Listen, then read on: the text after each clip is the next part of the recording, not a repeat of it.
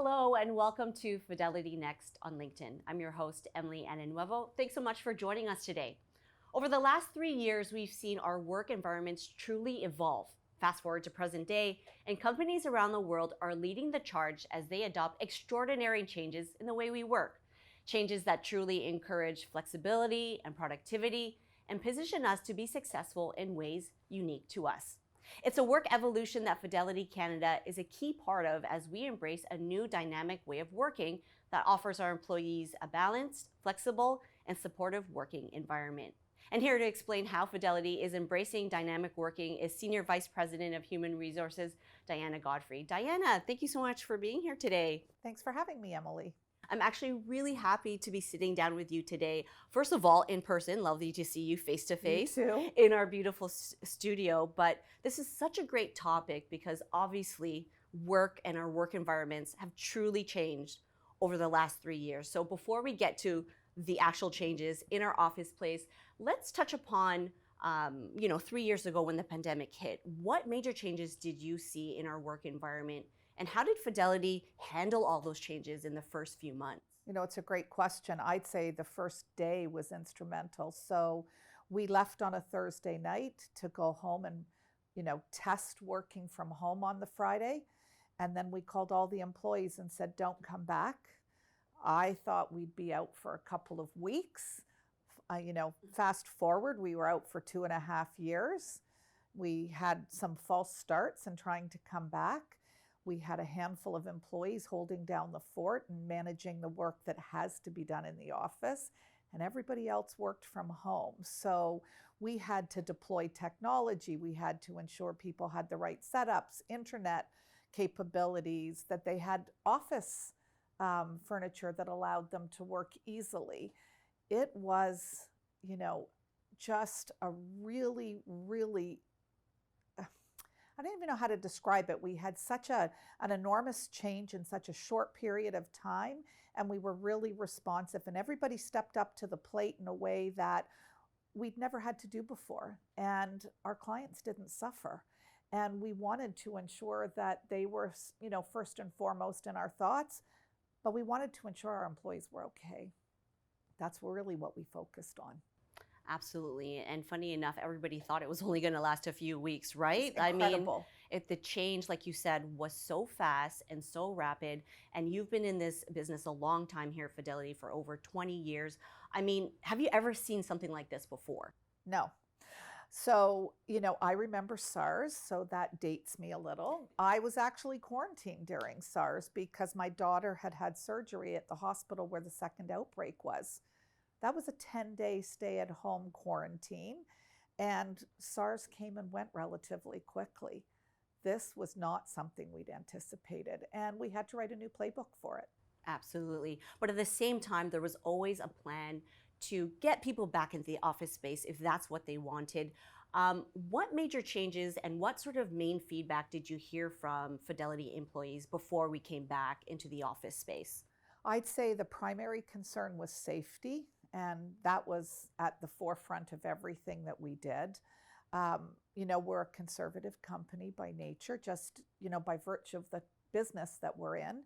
And I mean that in a positive way, not in a negative way. And we took the same approach to return, ensuring that at the time we were social distancing, that masking was available, that that sanitizer was available, that it was a voluntary return initially. We wanted to ensure that those who were really uncomfortable didn't have to return initially, and that they had the flexibility to say they were uncomfortable.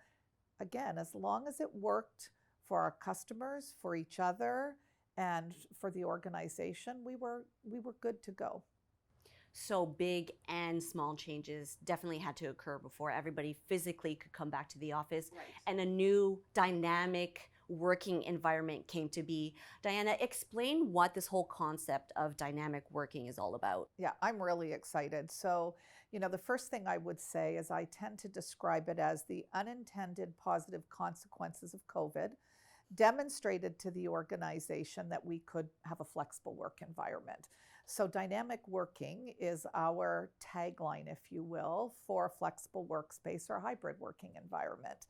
I mentioned that there are a handful of people that need to be in the office, so they have a different work arrangement. But dynamic working encouraged the leaders in the organization to work with the employees to identify what the best work pattern was for them. And so, work pattern meaning how often do I need to be in the office? When do I need to be in the office? Who do I need to meet with when I'm in the office? So that, yes, we were flexible, yes, we were hybrid, but when employees were coming in, they weren't just sitting on their desktops doing what they could do from home, that they had a meaningful experience when they were in the office. So we've worked really hard to identify the best way for all of us to work. And I love that whole concept about work patterns because it's very customized to the individual. Obviously, you talk to your manager about your flexible hours or whatnot, but the company really tries to embrace that flexibility, right? I would agree. I think there are some roles that lend themselves to more flexibility than others, but our goal through the process is flexibility. So if you have that mindset going in, you review and set the schedules in a way that's different because your mindset is let's have flexibility. So Diana, if you can further elaborate on the three main categories and roles under dynamic working, what are they? So we have, as I mentioned earlier, fully in office roles. So those are the individuals whose work requires them to be in the office. They might be touching paper, opening mail, etc. So they were here all through the pandemic when we were all working from home. We have fully remote roles. So those individuals that don't work in the office at all, and it allows us to reach a different labor force, either in an area of the country where we don't have an office to bring people to, or perhaps somebody who has limitations that can't, commute into the office, or somebody who just wants to. And then we have, what most of our workforce does, and that is the flexible group that may have fixed days in the office or may have variable days in the office. It would depend on the arrangements they've made with the manager and how the manager has identified the needs of the group. And I think probably the best way to elaborate on that is give an example. So I'll give my example. I work in the office 2 days a week. Typically, my days are Monday and Tuesday, but I have the flexibility to change those around to meet the needs of the organization. So we have a team meeting Wednesday this week. So I'm going to work from the office Tuesday, Wednesday this week. Obviously, if I need to come in more often, I will, but it provides the flexibility to adjust the days. And I think the key word there is flexibility. And my own personal example, I have two daughters under the age of 5. So for me, in that flexible hybrid working environment, I have time to do the pickup and the drop off at school. And I think what's really great about this whole flexible schedule is that it's customized to your work pattern and your life at home, really, truly. Working with your manager, absolutely. I think the idea is that we want everybody in the same role to work, in the same way, but there is some flexibility around how that works. Excellent. So if you can go into detail about the specific benefits of this dynamic working environment for both the employee and the company and organization. Sure. To me, they're endless, to be honest.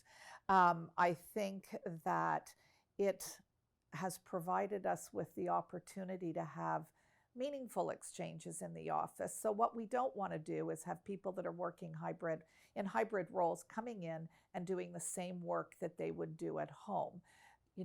Then they don't need to be here. So we're making a real effort to say when you're in the office, there's either meaningful work or meaningful exchanges taking place. So what do I mean by exchanges? Could be social, could be training, could be team meetings, could be collaboration. There are so many different things, but what it's forced us to do as managers is think about what the experience is like. I think it's really critical to understand that the client is at the center of everything that we do, but it doesn't mean that we can't meet their needs and meet the needs of the organization as well and our employees. And I think that is a wonderful place to be. I think we've adapted the workplace to create collaboration space that's more interesting than it was in the past. We've created socialization places.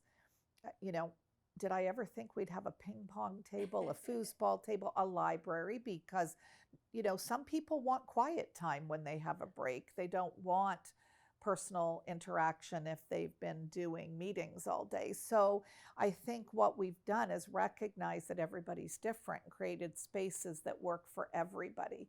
And I think that that's kind of cool. Actually, can you go into those specific examples of how the office physically changed? I remember when I stepped back into the office for the first time after how many years, it looks so different. And there's some really cool features to the office, if you can go into that. Sure. Well, we've gone into shared space, as you know. So everybody gave up their offices and gave up their cubes. We have lockers to store things, which is nice. So we don't have to drag everything back and forth. But we've set up neighborhoods so that people that typically work together can be side by side if they're in. That said, we also understand the need for collaboration with our colleagues. So there's a lot of collaboration space, but there's also quiet spaces, little rooms if you want to go make a phone call, if there's two people to have a meeting. All of our meeting rooms are equipped to allow for hybrid meetings. The technology has improved dramatically since before COVID. So I think it's allowed us to work differently and not sort of miss a beat. And then, there are team socials that take place. I would say the finance team sits next to HR, and they had set up, as an example, a gaming room. I don't know what day of the week it was, afternoon, but I was here and they were all in doing that. And they had a foosball table set up and they had snacks brought in. And it was a way to pull everybody together just to say hi and talk for a little while. And I think those exchanges are really important because we don't want to lose the culture that we have. I absolutely love all the new spaces for collaboration and creativity. My personal favorite is the barista on site where, I know my life is fueled by caffeine.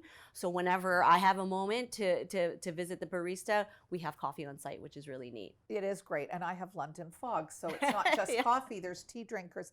I would say that, the other thing that we've done that we didn't have before was a wellness center. And our wellness center is amazing. So we took advantage of the fact that everybody was out of the office to rebuild some of our spaces. And so our wellness center has everything from showers to mother's rooms to a prayer room with water and, to allow for bathing, ritual bathing. We've got a lot of things we didn't have in the past. And, another unintended positive consequence of COVID, really hard to do those builds when everybody's in the office, a lot easier to do it when people have stepped out. And what I also wanted to point out is that this feedback, these new features, directly from feedback from employees, Absolutely, right? Yeah. Absolutely. So we've wanted to have a mother's room. We've wanted to have a prayer room with running water. We've wanted to have all of those things for a while. We had spaces, but they were all disparate. They were, sort of peppered throughout the organization. Having them in one place and creating, a center that promotes calmness, all of those things has been really life-changing for us. And how important it is to take care of your mental health during these days. I mean, we've learned so much about that during the pandemic, and Fidelity has programs in place to help with that, right? Absolutely. So I think the first thing is we knew people needed help during the pandemic, and so we changed a lot of our programs at the time, everything from online healthcare to pharmaceutical delivery to increasing our mental health coverage so that employees weren't reaching the maxes and the caps on our benefit programs, because it's not only our employees, it's their families too. So we want to make sure that more stress isn't created because the family's not getting help. So we did all of those things. But what we realize now is we might have had some of the challenges before, but we just didn't know. And they're not going away because we've come out sort of the other end. So those programs stay in place, and it changes the way that our employees can seek support. Yeah, absolutely.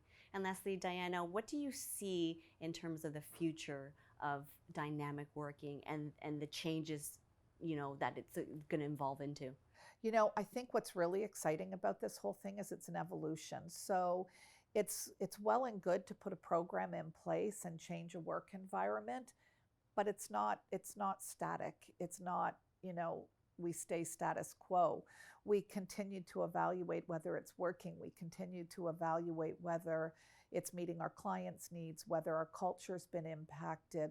We tweak based on feedback. We have lots of conversations about it. We run, as you know, company town halls, business updates where we seek feedback and ask questions. We survey our employees regularly, our wellness surveys and our engagement surveys. And honestly, those are the things that inform us. They help us understand whether we're doing the right things. And if we're not, we can tweak. And if we are, we can continue to evolve and only get better. It's really exciting. It is truly exciting times. Diana, thank you so much for Oh, sitting my down with me. pleasure. It's been lovely to pleasure. get your insights into how Fidelity has changed, the way we work, how we work. Really, really interesting. Thank you so much for your time. Thank you, Emily. If you'd like to find out more about what it's like to work at Fidelity Canada or find out your next opportunity here, head to our careers page at careers.fidelity.ca. That's where you'll find more information on our company, community, and culture. Thank you so much for watching, and we'll see you on the next episode of Fidelity Next.